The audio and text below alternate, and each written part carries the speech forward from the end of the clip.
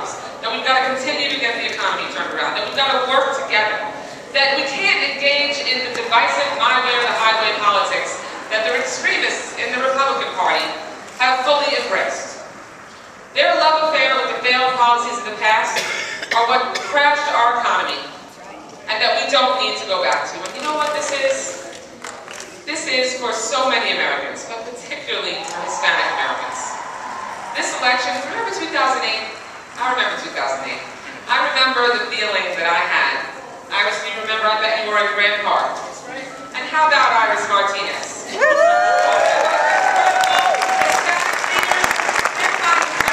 most incredible leaders in our party, and someone who I have gotten to know and have been privileged to fight side by side with. But Iris, do you remember the feeling that you had at Grand Park on that night, on election night? I still get goosebumps thinking about it. And I was watching it on TV because I was with my constituents in South Florida. But that election, you remember, was historic. And we were euphoric on that night. This election, after we've had a president in the White House who has made the decisions that were hard but right, who fought to make sure that consumers would never again get run over and that banks would never again be too big to fail, and even though it wasn't exactly the most popular thing, said we've got to have some new rules for the road for Wall Street, that Mitt Romney would roll back, said that the American automobile industry is important, and the road to the middle class for so many minorities goes right through that industry, and he rescued the American automobile industry when Mitt Romney would have let Detroit go bankrupt. He made sure that a breast cancer survivor like me could never again have their future, and my health future, to be decided by an insurance company, because an insurance company can't drop us.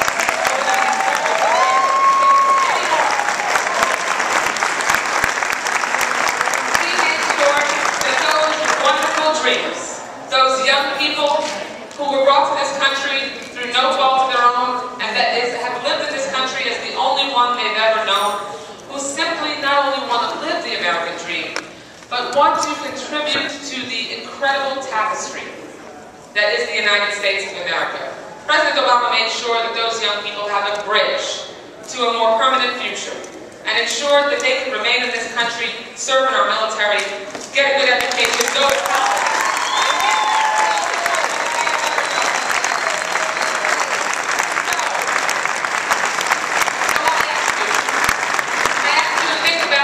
On that historic night in 2008. And let's think about what 2012 means to all of us. Because there's a little bit of a difference in 2012. What 2012 is for all of us is personal. It's personal because Mitt Romney and the Republicans would roll all of that progress back.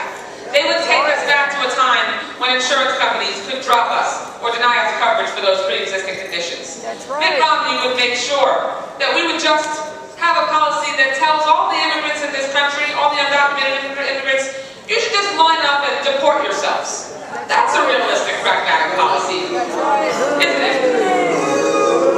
That says that the achievement gap in education for Hispanic Americans, that doesn't need to be closed. We don't need to make investments in education so that everybody has an opportunity to be successful. We should just say to you, you are on your own. Well, Barack Obama says, no, you're not. He has your back, and we need to do this. So I ask you, my friends, over the next 64 days, because that is all that's left, 64 days. At the end of this week, it'll be 2 months to Election Day. I can hardly believe it. 16 months ago, President Obama gave me one of the great privileges of my life and asked me to watch his back and help bring him across the finish line. And asked me to chair the Democratic National Committee, and I'm the first woman ever to be nominated for